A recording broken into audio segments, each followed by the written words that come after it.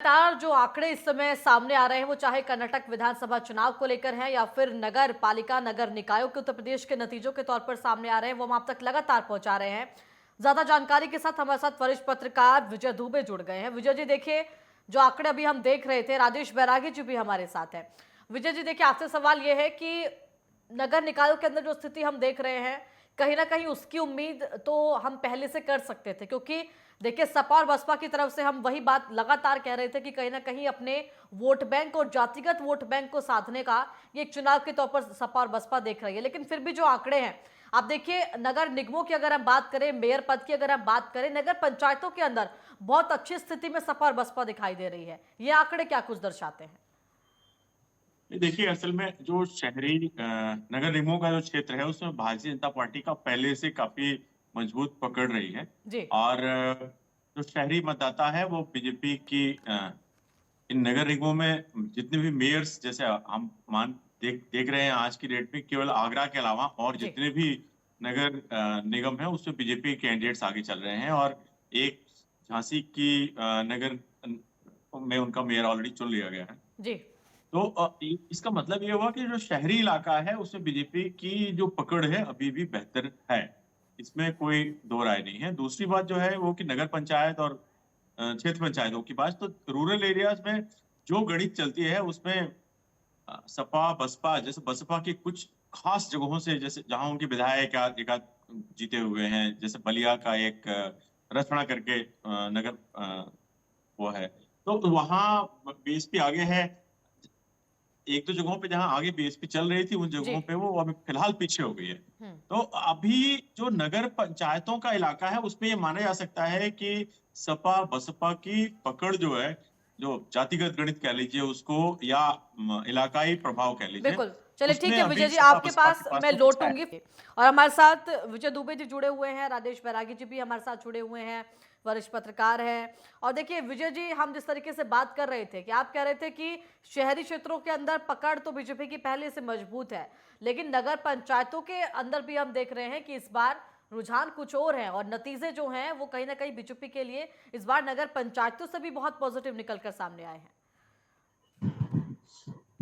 नहीं, ठीक है। आप असल में देखिए, होता क्या है कि ये जो नगर नगर स्थानीय निकाय के चुनाव जो भी होते हैं, जी। उन स्थानीय निकाय के चुनाव में आमतौर पे जो सरकार सत्ता में होती है हम्म। उसको एडवांटेज सत्ता का एक तो मिलता है। दूसरी बात है बिल्कुल। कि जो मशीनरी है, जो चीजें हैं, वो अभी फिलहाल जो सत्ताधारी दल जो चुनाव में होता है उसको उसका बेनिफिट मिलना ऑब्वियस होता है। जी। तो ये जो है स्थानीय निकाय चुनाव जो है उसमें सत्ता का एक रोल होता है, इसमें जी। कोई दो राय नहीं है। हम्म। दूसरी बात है, जहां तक बात यह है कि भाई आज की डेट में अगर बहुमत में विधानसभा बीजेपी की सरकार चला रही है तो निश्चित तौर पे रूरल वोट्स भी उनके जी। पास में है ही है। उस इलाके में विधायक जीते हुए हैं, उनके विधायकों का एक अपना भी प्रभाव होता है। जी। और जो इंडिविजुअल लोगों की अपनी कैपेसिटी में जो पार्टीज सामने दिखी आते हुए जी। कि भाई बीएसपी अगर आगरा में अच्छा कर रही है तो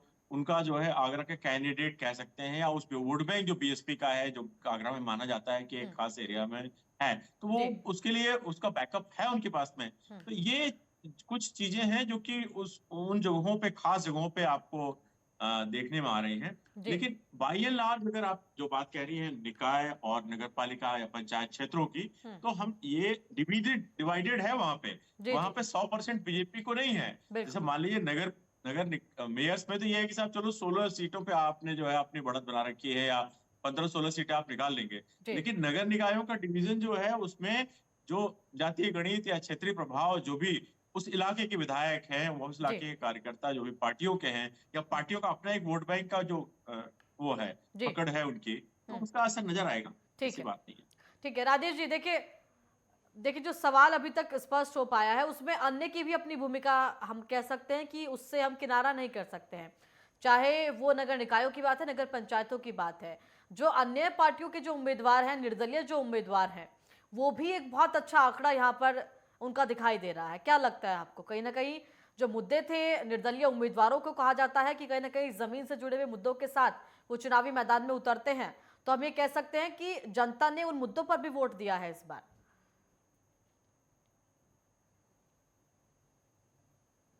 जी जितने भी निर्दलीय होते हैं जी उनमें अधिकांश प्रत्याशी वो होते हैं जिन्हें उनकी पार्टी टिकट नहीं देती। जी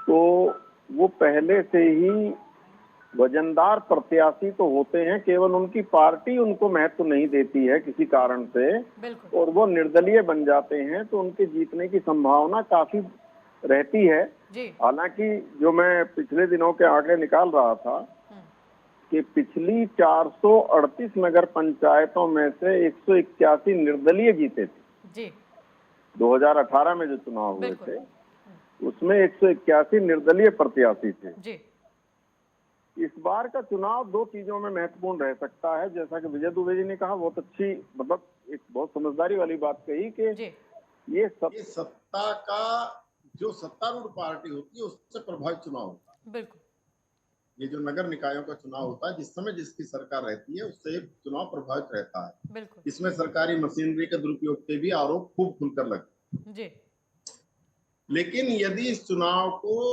अगर इसके परिणाम आते हैं तो बीजेपी को जो सबसे बड़ा लाभ मिलने वाला है वो ये है कि इस बार उसके यहाँ पर जी बागी प्रत्याशी बहुत थे इस चुनाव, जिनको टिकट नहीं मिला था, जिनको बदल दिया गया था।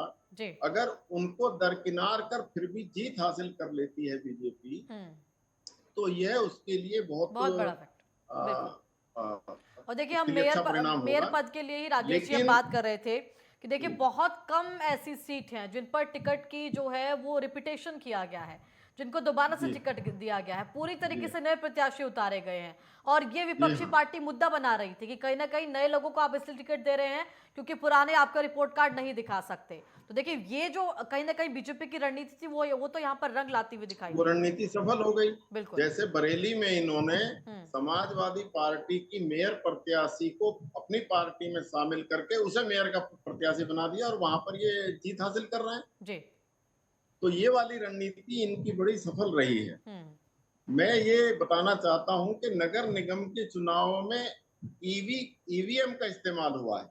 जी अभी आप देखिए कि इस जीत के बाद ये आरोप आना शुरू होगा कि राजेश जी ईवीएम। देखिए इस बार आरोप कहीं ना कहीं हम कहेंगे कि दबे सुर में आ सकते हैं, तो बात अलग है क्योंकि उधर कर्नाटका का रिजल्ट भी है, और अगर वहां पर यहाँ पर आप ईवीएम को गलत बताएंगे तो वहां पर फिर आप क्या जवाब देंगे? जहां पर आप जीतते हैं जी वहां पर ईवीएम सही होती है विपक्ष के लिए, जी जहां आप हारते हैं वहां ईवीएम गड़बड़ होती है। बिल्कुल ये तो एक मतलब सामान्य आरोप है। मैं ये कह रहा हूँ कि इस नगर निगम के चुनाव में जिस तरह से सुपड़ा साफ होता जा रहा है, जी 17 में से 16 के शायद हम रुझान स्पष्ट होते जा रहे हैं, जी तो उसमें जीतने के बाद में ईवीएम पर भी हार का ठीकरा फोड़ा जाना है।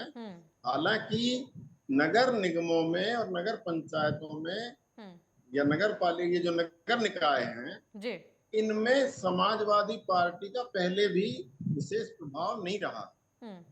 वहां भाजपा एक बड़ी पार्टी रही है बिल्कुल और ये पिछली बार 2 सीटें थी बसपा के पास, बाकी 16-14 सीटें बीजेपी के पास थी। इस बार एक नगर निगम बढ़ा है जी उसमें से 15, अभी 16 जीत रहे हैं, ये जो रुझान आ रहे हैं जी तो नगरों में तो ये ठीक है। नगरों में तो बीजेपी अपना प्रदर्शन फिर से दोहरा रही है, उसे और अच्छा बेहतर कर रही है। ठीक है। और देखिए विजय जी एक बात और स्पष्ट हो जाएगी इन चुनाव के आने से कि मुख्यमंत्री योगी का जो पिछले दिनों का कार्यकाल रहा है उसमें हम कहेंगे कि लगातार वो मजबूत स्थिति में पहुंच रहे हैं। और देखिए सवाल का जवाब मैं आपसे लूंगी, फिलहाल आप सभी बने रहिएगा हमारे साथ। एक छोटे से ब्रेक के लिए यहाँ पर रुक रहे हैं, ब्रेक के तुरंत बाद हाजिर होते हैं।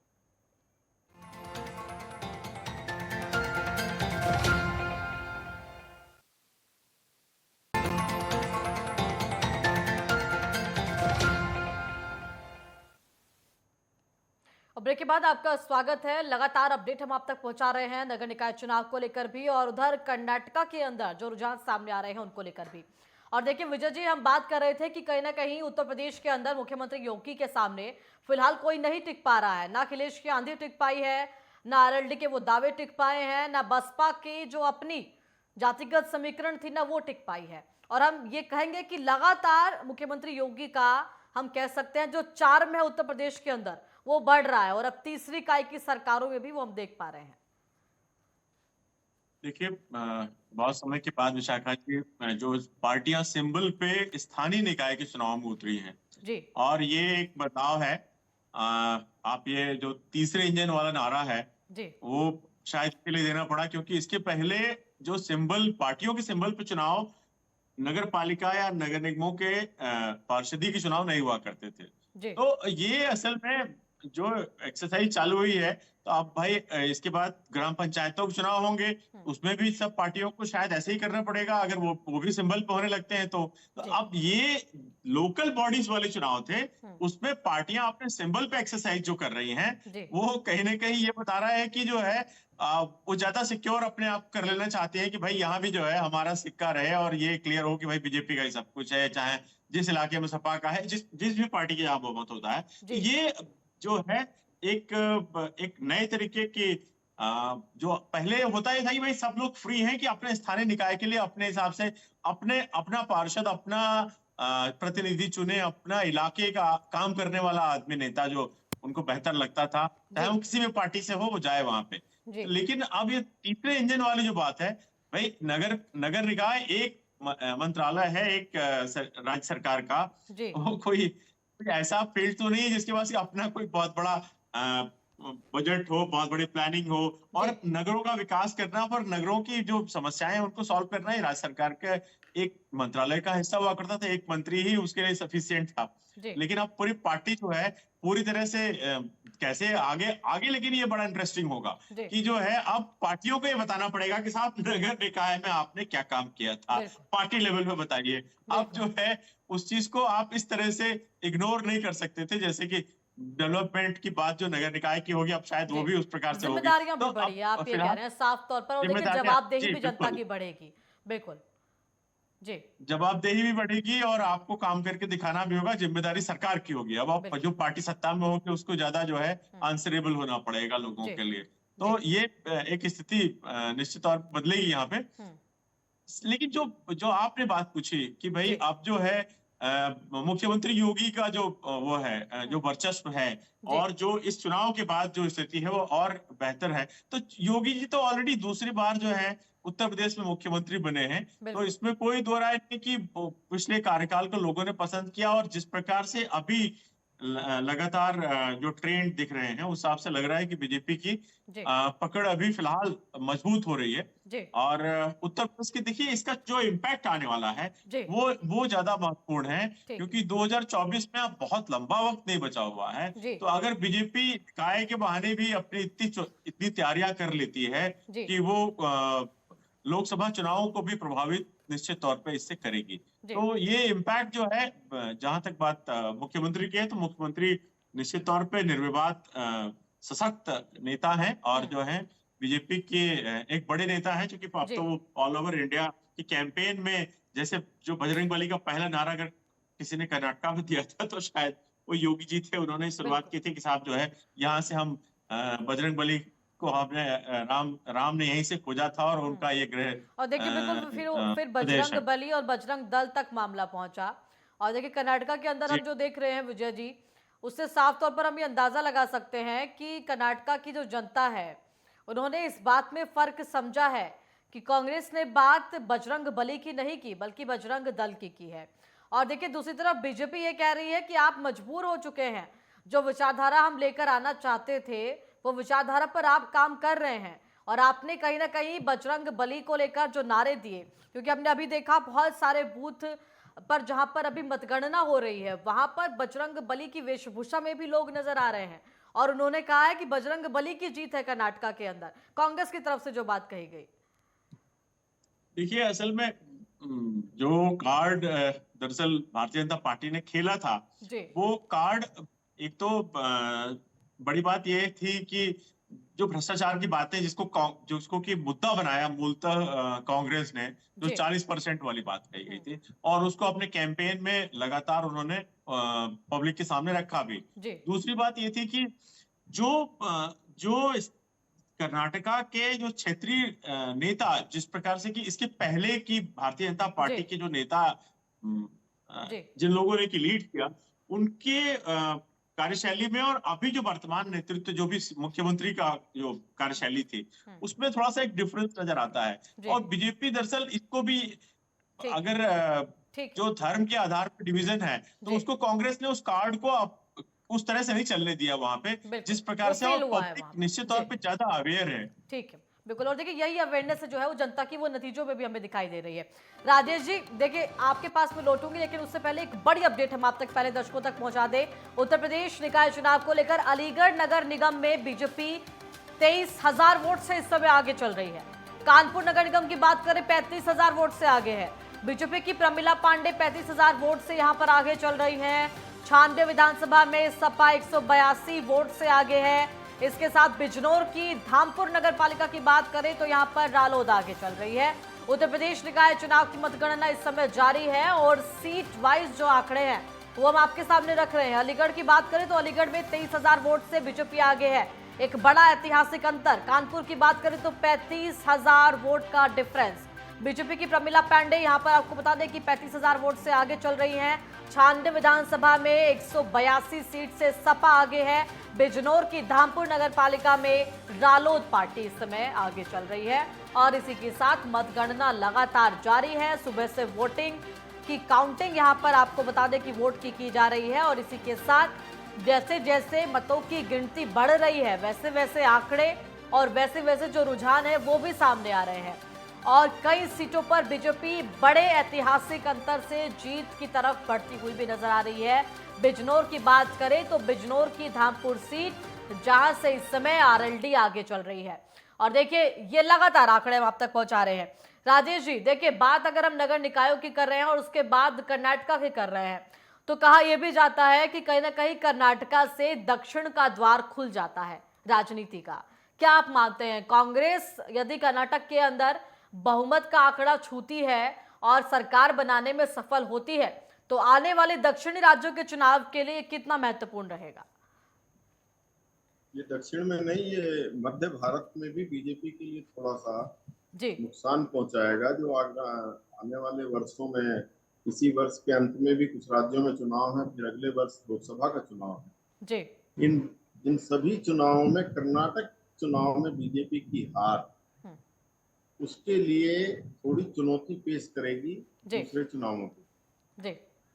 दक्षिण में ये एक बड़ा द्वार नहीं खुल रहा था, बल्कि एक बड़ा द्वार था बीजेपी के लिए कि वहां पर तमिलनाडु में जो दक्षिण का ही राज्य है उसमें बीजेपी सहयोगी पार्टी के रूप में थी, यहाँ ये सत्ता में थी। कर्नाटक ही वो पहला राज्य है जहां पर दक्षिण में एंट्री हुई थी बीजेपी।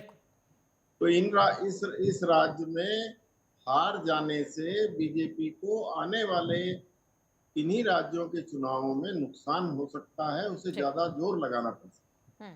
पहली बात तो ये है। दूसरी बात यह है कि मैं विजय दुबे जी को याद दिलाना चाहता हूं कि पहले भी नगर पंचायतों के, नगर पालिकाओं के, नगर निगमों के चुनाव पार्टी के सिंबल पर होते रहे हैं। पिछले चुनाव भी पार्टी के सिंबल पर ही हुए थे, उससे पिछले भी पार्टी के सिंबल पर ही हुए थे। कुछ दिनों से ट्रेंड हम देख रहे हैं राजेश जी। और ये जो तीन ट्रिपल इंजन की सरकार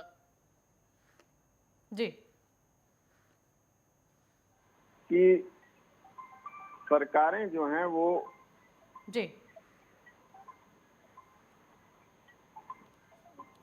बिल्कुल। और देखिए यही जो स्थिति है फिलहाल वो बनती हुई दिखाई दे रही है। और कर्नाटका की जब हम बात करें तो जाहिर तौर पर देखिए बिल्कुल आदित्य जब अपनी बात पूरी कीजिएगा। मुझे ये लगता है कि नगर निगमों को, नगर निकायों को और जिला पंचायतों को अभी तक किसी भी सरकार ने उनके पूर्ण अधिकार दिए नहीं। उनके पास अपनी आय के साधन नहीं हुए हैं। उनको जो पैसा मिलता है वो राज्य की विभिन्न निधियों से मिलता है, केंद्र की विभिन्न योजनाओं का मिलता है और उनकी पूर्णता निगरानी नहीं है। इसलिए नगर निगमों में, नगर निकायों में जो काम हो रहे हैं उनकी गुणवत्ता और उनकी आम जन तक पहुंच जो है वो बहुत अच्छी नहीं है। इसलिए ट्रिपल इंजन की सरकार यदि बन जाती है, बन जाएगी ही जैसा दिख रहा है रुझानों में, तो राज्य सरकार की, योगी आदित्यनाथ सरकार की ये जिम्मेदारी बढ़ जाएगी कि वह निगमों इन्हें नगर निकायों को स्वायत्त संस्था के तौर पर विकसित होने दे, उनकी आयों को बढ़ाने के इंतजाम करे और उन्हें अधिक जो नगरीय सुविधाएं हैं हमारे क्षेत्र में कि पानी पेयजल की सुविधा, सीवर की सुविधा, ये सब सुविधाएं वो हैं जिनसे नगरीय जीवन प्रभावित होता है, उसमें नगर निकाय मजबूत होना। बिल्कुल राजेश जी, देखिए यही जो तमाम चीजें हैं वो फिलहाल कर्नाटक से कुछ सीधी तस्वीरें हम दर्शकों तक पहुंचाते हैं। जो ये जो रुझान सामने आए हैं उसमें आप देखिए पार्टी मुख्यालयों के बाहर कांग्रेस की तरफ से जश्न किया जा रहा है। तस्वीरों में आप देख सकते हैं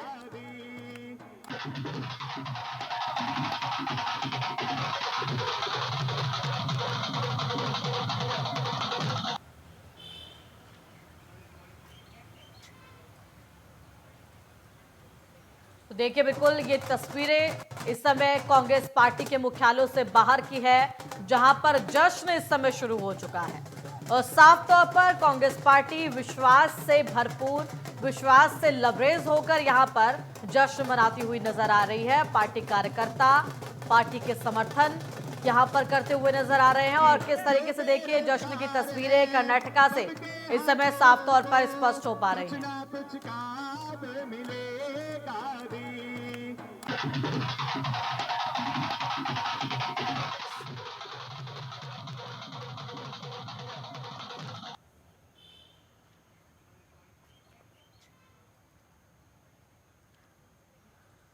तो चलिए इस वक्त हमारे साथ एसटी हसन जुड़ गए हैं, सपा के सांसद हैं हमारे साथ मुरादाबाद से। और देखिए हसन साहब, फिलहाल जो नतीजे सामने आ रहे हैं, जो रुझान सामने आ रहे हैं, सबसे पहले आपका रुख चाहूंगी, आपकी अपनी पार्टी के लिहाज से ये नतीजे किस तरह से हैं? उम्मीदों के अनुरूप हैं या उम्मीदों के प्रतिकूल हैं?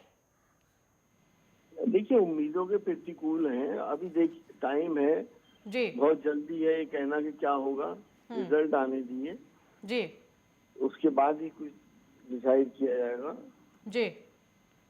बिल्कुल। और देखिए नगर पालिकाओं की अगर बात करें हसन जी, तो यहाँ पर आप बीएसपी से बहुत आगे हैं और देखिए 40 का आंकड़ा लगभग बीजेपी के आधे पर आप पहुंचे हैं, तो हम कह सकते हैं नगर पालिकाओं के अंदर पार्टी काफी अच्छी स्थिति में दिखाई दे रही है। यहाँ नगर पालिका भी और नगर पंचायत में भी हम लोग अच्छा प्रदर्शन कर रहे हैं जी। और जैसा कि आपको मालूम है कि जो पार्टी साम दाम दंड भेद सब कुछ इस्तेमाल करके सत्ता में आती है जी, तो जब तक नॉर्थ इंडिया में लोग जागरूक होंगे, धार्मिक भावनाओं में नहीं बहेंगे, एक्सप्लॉइट नहीं होंगे जी, और लिटरेसी जब तक नहीं बढ़ेगी, जैसे तो इनका भी नॉर्थ इंडिया में वो असर होगा जो कर्नाटक में हो रहा है। जी बिल्कुल। और देखिए अगर बात करेंगे पार्टी के लिहाज से, लेकिन देखिए हसन जी, जिस तरीके से चुनाव प्रचार बीजेपी की तरफ से किया जा रहा था, विधानसभा चुनाव से भी आगे का चुनाव प्रचार हमने देखा है नगर निकायों के लिए, कहीं ना कहीं आपकी पार्टी की तरफ से इस बार वो ताकत भी हमने नहीं देखी है जो बीजेपी की तरफ से दिखाई दी है। इस पर आपका क्या टेक है? देखिए हम लोग इस चुनाव पे हमारे शीर्ष नेतृत्व बहुत ज्यादा फोकस नहीं कर पाते हैं जी, वो और जगहों पे बहुत बिजी थे जी, क्योंकि चुनाव कर्नाटक के भी थे और वहां पर भी अखिलेश जी गए थे। तो मेन फोकस हमारा तो पार्लियामेंट और असेंबलीज के ऊपर ही रहता है। ठीक है हसन जी, बिल्कुल। देखिए नतीजे आएंगे, रुझान अभी सामने हैं और साफ तौर पर देखना होगा किसके लिए नतीजे क्या कुछ लेकर आते हैं। फिलहाल धन्यवाद आपका जुड़ने के लिए। एक बड़ी अपडेट आप तक फिलहाल हम दर्शकों तक पहुंचाते हैं जालंधर से। बड़ी अपडेट जहां पर लोकसभा उपचुनाव के लिए मतदान जारी है। जालंधर की जंग में आम आदमी पार्टी फिलहाल आगे चल रही है। आप उम्मीदवार सुशील रिंकू आगे हैं। इसी के साथ कांग्रेस के गढ़ में आपने यहां पर बढ़त बनाई है जालंधर के अंदर। बड़ी अपडेट, सुशील कुमार रिंकू 42,104 वोटों से यहां पर आगे हैं। दूसरे नंबर पर कांग्रेस उम्मीदवार कर्मजीत कौर चौधरी हैं। केजरीवाल से मिलने पहुंचे सीएम मान। और जालंधर के अंदर आपको बता दें कि लोकसभा उपचुनाव है जिनके लिए मतदान के बाद अब जो तमाम चीजें हैं उसमें आम आदमी पार्टी दिखाई दे रही है आगे। आप उम्मीदवार सुशील रिंकू फिलहाल आगे चल रहे हैं और बड़ा यहां पर अंतर कहा जा सकता है वोटों का। और ये तस्वीरें इस समय जालंधर से निकलकर सामने आई है। जहां पर आम आदमी पार्टी के उम्मीदवार जिस तरह से यहां पर अजय बढ़त बनाए हुए हैं, उसको लेकर यहां पर जश्न किया जा रहा है। जश्न का माहौल आम आदमी पार्टी के खेमे में। और इसके बाद यहां पर सीएम मान भी मुख्यमंत्री अरविंद केजरीवाल पार्टी के संयोजक से मिलने पहुंचे हैं। किस तरीके से उपचुनाव के अंदर भी आम आदमी पार्टी ने यहां पर बड़ी जीत हासिल की है। और ये आंकड़ा जो है फिलहाल हम कह सकते हैं जादुई आंकड़ा हो सकता है उपचुनाव के लिहाज से। 42,000 वोटों से इस समय आम आदमी पार्टी के उम्मीदवार आगे चल रहे हैं। तो जालंधर उपचुनाव को लेकर यह स्थिति फिलहाल बनी हुई है, जहां पर आपको बता दें कि जालंधर सीट से इस समय आम आदमी पार्टी के उम्मीदवार बड़े अंतर से आगे हैं। और इसी के साथ इस उपचुनाव में आम आदमी पार्टी की जीत होती हुई भी दिखाई दे रही है। जालंधर से तस्वीरें इस समय सामने आई है, जहां पर हम कह सकते हैं कि आम आदमी पार्टी के खेमे में खुशी का माहौल है, जश्न का माहौल है। और साफ तौर पर यहां पर ये जश्न तस्वीरों के माध्यम से देखा जा सकता है। इसके बाद सीएम मान पार्टी संयोजक अरविंद केजरीवाल से भी मिलने पहुंचे हैं। उपचुनाव को लेकर फिलहाल पंजाब के जालंधर से ये तस्वीरें हम आप तक पहुंचा रहे हैं।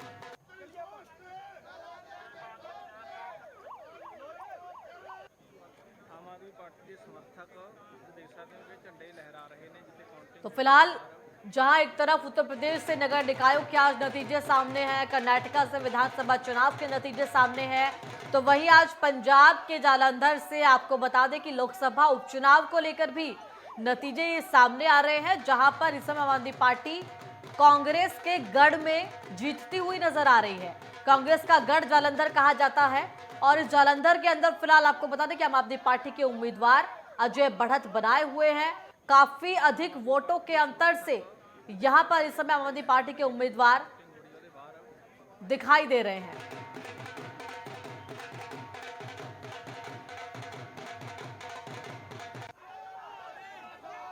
तो आम आदमी पार्टी के समर्थक आपको बता दें कि यहां पर जश्न मनाते हुए नजर आ रहे हैं। इसी के साथ पंजाब के जालंधर में उपचुनाव को लेकर ये नतीजे सामने आए हैं, जहां पर कांग्रेस के गढ़ में आम आदमी पार्टी सेंध लगाती हुई नजर आ रही है।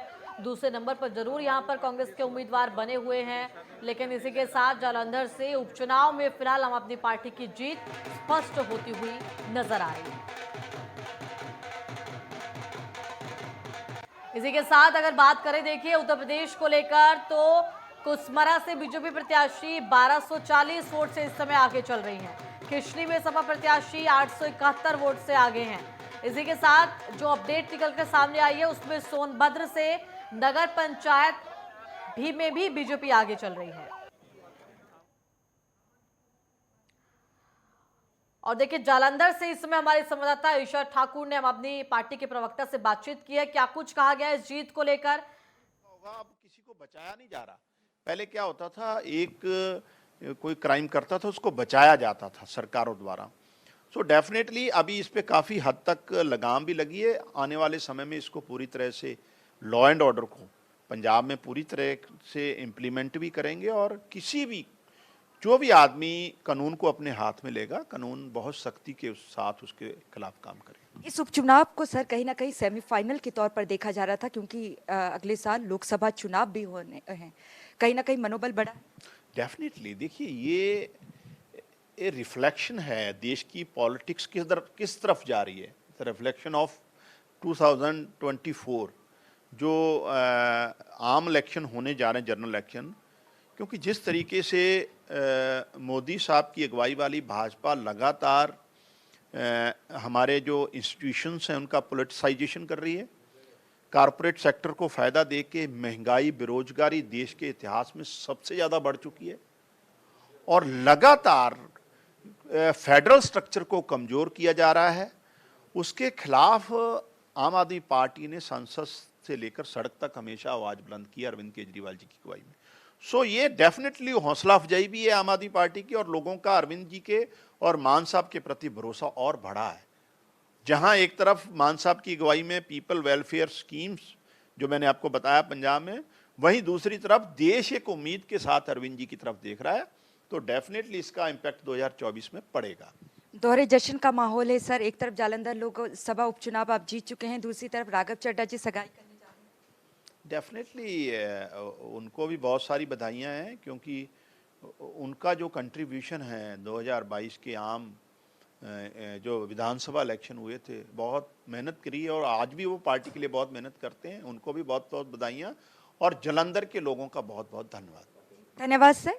मालविंदर कंग जी, जो कि आम आदमी पार्टी पंजाब के मुख्य प्रवक्ता हैं, उनको आपने सुना, जिनका कहना है कि जालंधर लोकसभा उपचुनाव में जो आम आदमी पार्टी की बड़ी जीत हुई है, इसका असर आगामी लोकसभा चुनाव पर जरूर पड़ेगा और इस जीत के साथ ही आम आदमी पार्टी का मनोबल भी बढ़ा है। कैमरामैन गणेश के साथ नेटवर्क 10 के लिए चंडीगढ़ से ईशा ठाकुर। और चलिए इस समय देखिए लगातार अपडेट हम आप तक पहुंचा रहे हैं, जहां एक तरफ जालंधर सीट पर आम आदमी पार्टी के जो उम्मीदवार है वो बढ़त बनाए हुए हैं, अजय बढ़त कही जा सकती है। विजय जी हमारे साथ लगातार जुड़े हुए हैं। और विजय जी देखिए, जो स्थिति इस समय नगर पालिकाओं को लेकर, नगर निकायों को लेकर, नगर पंचायतों को लेकर सामने आ रही है, उसमें साफ तौर पर बीजेपी देखिए एक बहुमत के आंकड़े को छूती हुई नजर आ रही है। बात कर्नाटका की करें तो कर्नाटका के अंदर आप देखिए कि कांग्रेस जहां पर जीत की तरफ बढ़ रही है, जेडीएस की वहां पर हम बात करते हैं, जो आंकड़ा जेडीएस को लेकर निर्धारित था उस आंकड़े के आसपास जेडीएस भी मौजूद है। बीजेपी की अगर हम बात करें तो देखिए 81 से आंकड़ा घटकर अब 71 पर आ पहुंचा है। क्या लगता है फाइनल जो आंकड़े हैं वो क्या हो सकते हैं तीनों के? देखिए, अब फाइनल आंकड़े तो जब आंकड़े घोषित होंगे तभी जी। पूरी तरह से क्लियर लेकिन होंगे, फिर भी लेकिन जो लग रहा है, अनुमानित जो आंकड़े, ट्रेंड है, जी जो जी ट्रेंडिंग है, जी जो ट्रेंड है वो ट्रेंड ये बता रहा है कि कांग्रेस की एक फुल मेजोरिटी की गवर्नमेंट कर्नाटका में आ रही है। जी और बीजेपी के लिए एक सेटबैक है कि उसको कर्नाटका जैसा एक बहुत ही इम्पोर्टेंट स्टेट शायद खोना पड़ेगा। और जो 24 के जो चुनावों की जो आने वाले लोकसभा चुनाव हैं, उनके लिए भी ये कहीं ना कहीं कुछ माइलस्टोन्स एस्टैब्लिश कर देगा कि जी लोग क्या सोचना चाहते हैं और क्या बदलाव चाहते हैं, या किस प्रकार का उनको गवर्नेंस चाहिए, जी और किस प्रकार से पार्टी या लीडरशिप जो भी, चाहे बीजेपी की हो या कांग्रेस की ओर से। बीजेपी भाई एकमात्र नेता जो प्रधानमंत्री नरेंद्र मोदी हैं, वही हर जगह उनके स्टार प्रचारक, सबसे बड़े नेता के रूप में सामने खड़े होते हैं, तो वो जी कर्नाटका में भी खड़े थे। अब इसको कैसे बीजेपी डिफाइन करती है, कैसे देखती है, क्योंकि अब जो ट्रेंड जो लग रहे हैं वो तो क्लियर है कि भाई कांग्रेस की सरकार वहां बनने वाली है, और इसमें कोई दो राय सी नजर नहीं आ रही है। जी और अगर ऐसा मान लीजिए 1% ये भी मान लें कि कांग्रेस को फुल मेजोरिटी में कुछ शॉर्ट मार्जिन पड़ सकते हैं, तो उनके जेडीएस की जो स्थिति अभी वहां नजर आ रही है, उस हिसाब से वो एक किंग मेकर की भूमिका होगी। लेकिन किंग मेकर की शायद जरूरत कांग्रेस को नहीं पड़नी चाहिए, ऐसा लग रहा है। बिल्कुल। और देखिए जो स्थिति हमें दिखाई दे रही है कर्नाटका के अंदर, उससे साफ तौर पर तेलंगाना और इसके बाद देखिए दक्षिणी राज्यों के अंदर जितने भी चुनाव है वो प्रभावित होंगे। 2024 के लिहाज से भी हम कितना मान सकते हैं विजय जी की ये महत्वपूर्ण रहेगा? कम से कम कांग्रेस का जो आत्मविश्वास है वो यहाँ पर कई गुना बढ़ जाएगा, इसमें कोई दो राय नहीं है। देखिए, इसमें कोई दो राय नहीं कि कांग्रेस चूंकि राष्ट्रीय पार्टी के रूप में बीजेपी के अपोनेंट साउथ में पूरी तरह से तो है ही है। जी दूसरी बात यह है कि कांग्रेस की जो अभी जैसे मध्य प्रदेश, छत्तीसगढ़ और राजस्थान के चुनाव होने हैं, जी तो वो भी हो सकता है कि जो अभी कांग्रेस का यहाँ रिजल्ट आएगा उसमें वो राज्य भी जब चुनाव की ओर बढ़ेंगे तो कांग्रेस को इसमें मदद मिलेगी, ये बात कहने में कि भाई हमारे पास और सरकारें भी, मतलब प्रदेश में अलग अलग एरियाज में सरकारें, उनकी अलग अलग क्षेत्रों में कांग्रेस की मौजूदगी दिखेगी लोगों को, जी तो उसका इम्पैक्ट भी आएगा। दूसरी बात यह है कि 2024 के लिहाज से देखा जाए तो साउथ में एक्सरसाइज जो है या जो ट्रेंड है जो वो बदलता हुआ नजर आ रहा है। उत्तर भारत की बात अभी भी कह सकते हैं कि जो बाई इलेक्शन है, जालंधर की बात अभी आप कर रही थी, जी तो वहां आपका कैंडिडेट जीतने की स्थिति में जा रहा है। जी तो बाई इलेक्शंस और जो बाई इलेक्शंस उत्तर प्रदेश के हैं